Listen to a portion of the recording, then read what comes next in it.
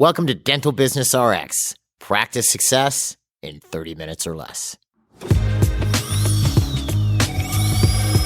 Thank you for calling ABC Dental. Today's schedule wasn't all that productive, and you look at tomorrow's and you see that you have a 2-hour opening during primary time. This is when your most productive procedures are supposed to be being done. And this is the 5th time that this has happened this month. So you sigh and you think that your schedule coordinator just isn't cutting it. Or maybe your hygienist just turned in a sub $500 production day for the 8th time this month. Or your treatment coordinator just failed to successfully wrap up their 4th straight consultation. Being in the service business, the quality of team performance is at a premium. And even more, each and every person on your team plays a part in the overall outcome of the office. So conversely, that means if someone is not doing a good job and underperforming, that affects the rest of the team, if not the whole practice. And that's what I want to talk about in this week's episode of Dental Business RX, specifically how to sort out a non-performing team member. My name is Jeff Bloomberg, and I'm your host. And I'd like to start this episode with a bit of a bird's eye view of what is happening in general with employment and the labor market in the United States right now and how it affects employee performance. One of the things we've always noticed with clients is, staff has always been an issue with the majority of newer clients when they come in, whether it's, finding the right person or hiring the right person. And by right, I mean productive, right? Performing, onboarding them, getting them productive. There's something, right? But if there was something I would drill down on, this is something we see with a lot of newer clients. It's that, a new person will come in and they'll have 1 or 2 employees that they feel are underperforming, not doing a good job. And if they had the option, they would replace them. All right. That's not uncommon to see with a new client. There's 1 or 2 people on their team that if they had the option, if someone came along and they were a perfect replacement, that replaced that person in a heartbeat. All right. Or maybe they felt they settled for that employee and they wanted somebody better, but they needed somebody. All right. That is not uncommon. We see that a lot with a newer client, especially. So they have this person on board. They don't really know what to do to address this non-performance issue to see if the person could perform better. So they sort of just stay there. And I'll say this often at seminars that the thing that I've noticed with clients one of the biggest problems I've noticed with clients is not that they hire the wrong person. It's that they keep them too long. Right? Being that they don't know what to do about them. And then they keep them. So then what that does is it starts to affect not just the office productivity, but the rest of the team. And you're going to have a bit of a gradient scale here. You'll have somebody who's just not a good performer. You'll have somebody who's maybe not very active, or you could have somebody who's super destructive to the office. Just like on the other end of the side of the coin, you could have somebody who's super productive and somebody who is adequate. So, you're going to have people who sort of fit all over this scale. So we already have, this is an area of weakness in the dental industry. You tend to, maybe it's in other industries too, but we deal with dentists, so we see it a lot more here. You'll hold on to somebody too long that just isn't cutting it. So now I want you to take, with that in mind, okay, this is already a problem. Let's now look at how this works in the teeth of what's going on with employment in the United States right now. So the recent JOLTS report, which is the Job Openings and Labor Turnover Report from the Bureau of Labor and Statistics, I'll put it on the site if you want to look at the link, came out in the beginning of March, and this is for January of 2022, showed that right now there are 11,263,000 open jobs in the United States as of January of 2022. So 11 million jobs are available. Businesses are trying to hire 11 million workers, 11,263,000. Now, to give you a point of comparison, in January of 2021, we hit our record as of that at that point of 8 million. So it's gone up since then. We have more and more people looking for staff. Unemployment right now is at 3.8%, which is the lowest it's been since COVID. Pre-COVID, it was as low as 3.5. And for 8 straight months, the quits report, number of people that have quit, has been over 4 million for 8 straight months. Those are the national statistics from the Bureau of Labor and Statistics. You have a tight labor market. Now, how does this roll out in small business? One of the things I like to use for that, real cool metric, is from the National Federation of Independent Business. It's NFIB. It's business or businesses, one or the other. And I'll put the link on the site. They have 2 surveys I look at. I actually look at a few, but the 2 that I really, that I'll stick on. The first one is what they call their hard to fill index. Okay. So what that is they survey these small business owners and they look at the percentage of them that tell them I have one or more positions that I could not fill this month. In other words, I was trying to hire somebody. It's an open position and I could not fill it. And then they list the percentage. For the last 8 months, this percentage has been at or close to 50%.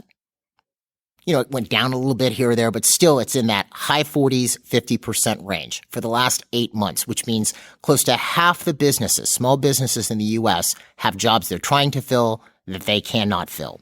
And there's another metric that they use, which has to do with number of workers. Now, the way this works, and again, these are on the site if you want to look at these graphs, is they have, positive and negative number, and then the middle of the graph is zero. This is number and change in workers. So if I didn't hire or fire anybody this month, or nobody quit, I stay at zero. We didn't add or lose any employees. If I added an employee this month, we're at 1. But if I lost an employee, we're back to 0. You get how it works. The number of employees that I have. That number for the last 8 months has only been over 0 once. It's been below 0 7 of the last 8 months, which means that on average, small businesses in the United States are operating with less workers on and off every month. Maybe they hire somebody the next month and they lose somebody else. So finding employees right now is tougher than it was 2 years ago. I know that's sort of a no-duh statement, but it's very true. So take what I started the episode with, that we already have a situation where in the dental industry especially, where you'll have somebody hold on to a non-performing employee too long because they're afraid to let them go. They can't get somebody else or, et cetera. And it's harder to find people right now. So what does this mean? It means that hygienist, who won't help you present treatment and, doesn't get along with the rest of the staff that you would replace in 5 seconds if you could, isn't going anywhere for a while because you're afraid you're not going to be able to find another one. And I just want to address that real quick. If you have somebody who's actually actively destructive to the practice, you might think, well, it's better to have somebody than nobody. If I have a, meat body at 98.6 degrees at the front desk, even though they're not doing a good job, it's better than having nobody there. That is absolutely untrue. I've seen it happen numerous times with clients where they'll let somebody go who wasn't getting along with the rest of the team, was rude to patients, etc., and the stats of the practice go up with everybody doing their job, the person who left job from the side. So keeping somebody who's destructive is not a good idea, all right? But let's get back to the whole point of this podcast, which is, so you have somebody who's not performing. Is this a fixable situation? Now, obviously, this is going to depend on the situation, but I would say, pretty comfortably or confidently that in most cases, yes, it is a fixable situation. You can straighten things out with that team member and get the person that you always hope for. Now, keeping in mind, nobody is perfect. No one is going to be perfect and mistake-free. That's never – see, I just made a mistake there.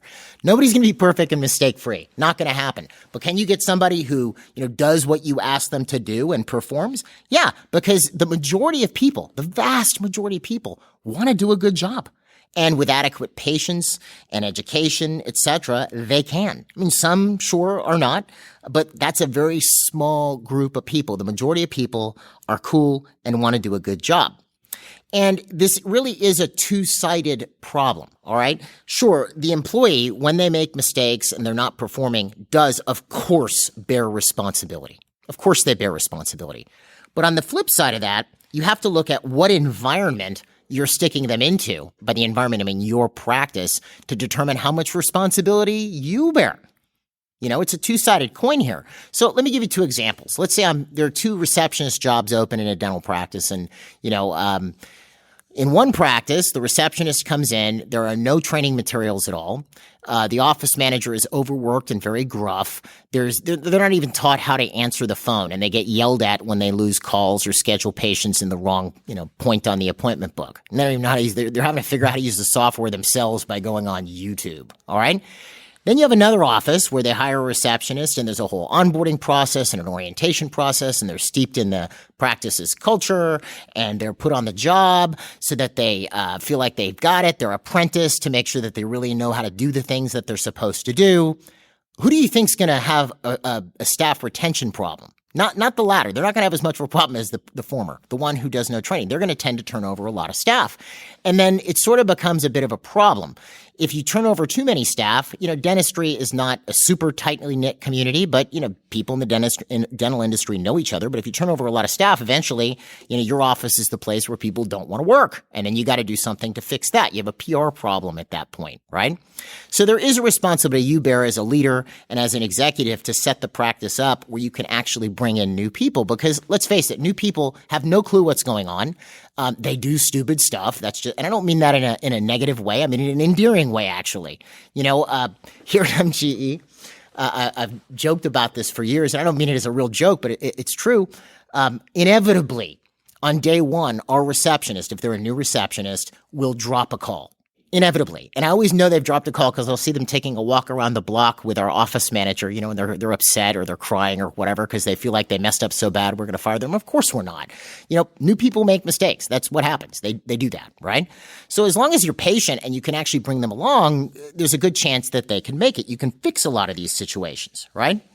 And so let's talk about fixing this situation for a second, because if I were to estimate, I would say that when someone has a non-performing employee, and these may be numbers that you feel are too harsh, but this is my estimate. This isn't an official survey. I would say if someone has a non-performing employee, 50% of the time, they'll actually talk to them about it. And if they talk to them, it's usually after numerous mess ups. So the person's messed up 6 times. Now you feel like you have to say something. No one ever talks to them after the first mess up. That's like 50% of the time. The other 50% of the time, the manager or the doctor just really doesn't like them anymore, sort of resents them. And I don't know if you've ever seen this where someone has an upset with somebody else. They'll walk by their desk a little faster, maybe not smile, right? They don't really do anything about it. Maybe they just don't know what to do. It's a lot simpler than you think. And there's a lot of things I could go over. Look, we do a ton of training here on this at MGE, but the whole focus of this podcast is something that you can take right now and start using in your business, right? So I'm just going to go over some basics with you. What would I do with a non-performing employee? It's actually very simple. And before I say it, I should say I'm not an employment attorney. I would recommend that you have one. It's makes life a lot easier, especially if you have some of those difficult questions and you spend a little bit of money now versus a lot later if you mess something up. So if you have questions of this nature, obviously I leave it to you to take responsibility for what you would do and not do, and have an employment attorney to consult if you need to. So what would I do with somebody who's messing up? Well, if I'm a non-performing person, the first thing I'm going to do is talk to them. So if I'm the doctor, I'm going to do this with the office manager, and the office manager might lead this conversation. We need to meet with this employee. And one thing I should say, ideally, if things have been happening, they've been being addressed as they're happening in an appropriate way. If you have a dental assistant, they're messing up during a procedure with a patient, you're not addressing that while the patient is in the chair. I say this because I've seen this happen before. You talk to them after the procedure, out of earshot of the patient, so you can actually have a real discussion. You should address these things as you go, and they should be noted. You should note these things, because when you sit down with somebody, you're going to have your meeting with your non-performing employee, if you don't document what you're going to discuss, it becomes sort of a generalization. You may or may not have experienced this before. If someone's messing up, when you sit down to talk to them about it, if you don't have it noted down anywhere, you don't remember half of it, or they'll start denying that it happened. I've had that happen before. Well, there was this time you forgot to do such and so. No, I didn't. Blah, blah. Well, if you had it noted down with the date and time, then it's very easy to confront these things. It's just right there. So if I'm having somebody messing up, I'm documenting it so that I can actually bring it up to them later or at that time if it's appropriate. So you and your office manager are sitting down with this employee. All right? And you're gonna avoid generalizations. You want to go over specifically what's going wrong, and you want to be honest with them. Look, you're probably a really nice person. Most people are, and they don't want to hurt somebody's feelings, right? That they're doing, you don't want to tell somebody they're doing a bad job, but you're doing a disservice to yourself and a disservice to this employee if you don't tell them. One thing and this was an operating basis I adopted years back, is if someone's messing up, I want to handle that now. I don't want to wait till they've messed up so many times that by the time I get with them, I'm just completely cranked. Right?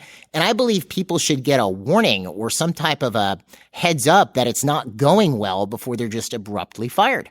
But you know why? Because in a lot of cases, they'll change. They will change. So you sit down with somebody and you point out, look, you're messing this, and this up. And if this pattern of behavior continues, I'm going to have to let you go. And then they change. Had you never had that conversation, you'd probably be firing them 2 weeks from now. And if you did nothing, let's say you didn't point out that these things are errors, then 2 weeks later you sit down to fire this person, they're shocked that you're firing them. Why could you, as opposed to if you had done it during and then you sit down with them later, if they keep messing things up, it becomes very easy. Yeah, they see, yeah, I'm still messing things up. I guess I have to go. It gives the person an opportunity to fix it. All right, so you're sitting down with this person and you have these specific issues that they're non-performing on, and you want to discuss these things with them and point out that you have observed these. Okay, so we've had a 2-hour opening in the schedule for 5 days this month. That obviously doesn't work. All right, and 3 of those patients had canceled, last minute or whatever the problem is, right? Which brings us to also, if you're going to be having sort of a performance discussion with somebody, you have to have a way of grading their performance. This is why we're big fans of 2 things. One, assigning a specific job with duties. If the person's the scheduler, they're responsible for the schedule. If they're the financial coordinator, they're responsible for finances. And then you have a stat that measures their performance. A scheduler might be production. A financial coordinator might be collections. If you have a PR person, it might be new patients. You see? Because if you don't have a statistic, you can't objectively measure their performance. It becomes all about how you feel, which is that's dangerous ground. So if I'm going to be going over someone's performance, I want to make sure that they're actually not performing and it's visible statistically. All right. And I'm going to bring that up. Look, stats are down. This is what's going on. We've had 5 instances of this, and I'm going to talk to them about it. I'm going to be brutally honest. Now, when I talk to them about it, I'm not going to handle it by being rude or mean or heavy or nasty. I'm going to be very matter of fact about it. Because why? Why should I get mean or nasty about it? I've seen people do that. They'll let somebody go and they get mean and nasty about it. Well, look, losing a job is already a bit rough for somebody. Why do I have to be a jerk at the same time? Why not be nice? You don't have to be nice, but you could at least be sort of pleasant and professional. I would handle this the same way. Pleasantly, professionally, explain to them what they're doing wrong and what you need to see changed because their performance is not adequate. So now you've explained this to the person and you've clarified various things as you've gone. The next thing I'm looking for is, does that person attempt to own this? Do they own their mistakes? Now, people you will find are very quick to claim credit for things that they did well. This is sort of human nature. And they're a little reticent, a little bit hesitant to claim credit for things that didn't quite go right. You have a highest ever production month, you will hear from your scheduler a lot. Whereas if things are huge openings in the schedule, there's lots of other reasons for that. It wasn't all their fault. And that's fine. That is human nature. All right. But a little bit of that I tolerate and it's fine. But if I feel like the person is having zero accountability for anything happening with their job, it's everybody else's fault, it's this over here, it's the patient's fault, it's this staff member's fault, and I feel like I would have to staple their accountability to them, which obviously you can't do. I'm being figurative there, I hope you know. If you have to staple it to them, that for me is probably not going to work. That's something that I would want to handle head on. I've had very few instances in my career where I've had people like that. It's maybe been 5 or 6 people where I felt like I had to almost get them, like I couldn't get them to admit responsibility or accountability for anything that went wrong on their job. And that person for me didn't work out in the long term. So if you have somebody like that, I mean, it's your own personal decision you'd have to make. But, where you might leave it at that and you wait for the next screw up to let them go, right? If it's real bad, I'd probably want to establish right then and there it's not going to work, right? And there's ways to address this, which we cover on the MGE program, but we're keeping this real simple. But in many cases, this is a no-go for me. I've gone over what's wrong. I've listened to their explanations. There's zero accountability. Yeah, okay, not going to work, all right?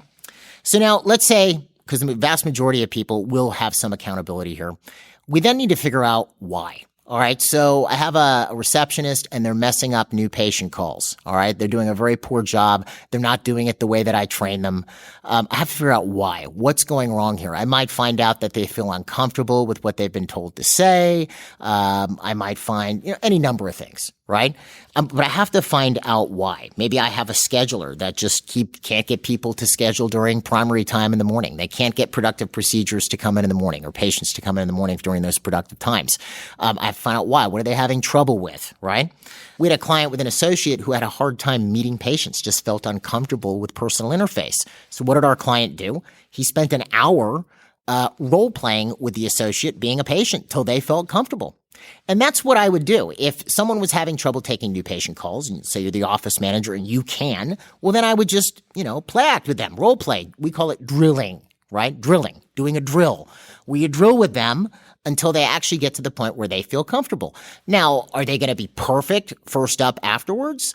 Probably not, but they will start to do better. As they do better, they have wins. And when you start winning and doing better, it becomes easier to do better. So they handled that shopper call and did a great job. Man, the next shopper call goes real easy, right?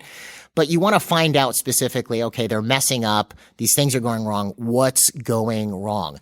Now, again, the reason why could be, there's this variant is there are people. So you have to use your judgment here as far as sorting these things out. Maybe it's something you can or can't sort out. Let's say you have a receptionist and you find out they just don't like people or they hate dentistry. Okay, that might be a problem, right? But you want to find out why. Why is this person having a hard time? Discover what it is, then work out how to solve that problem. Maybe there's things you can drill with them on until they feel confident about it. Whatever it is, you want to make an effort to correct whatever went wrong. Because here's the point. That little bit of correction, maybe it takes you an hour or 2 hours, however long it takes over the course of several days, is a lot easier than having to go out and find somebody else if this person is salvageable. All right? That much easier than having to turn over that whole position again. All right. So obviously I want to make some effort before I have to escalate to the next step. All right. So I've done this. I've talked to the person. I've shown them what's going wrong. And I've done it in a very matter-of-fact way. I haven't made them feel wrong about it. I've just showed them this isn't working.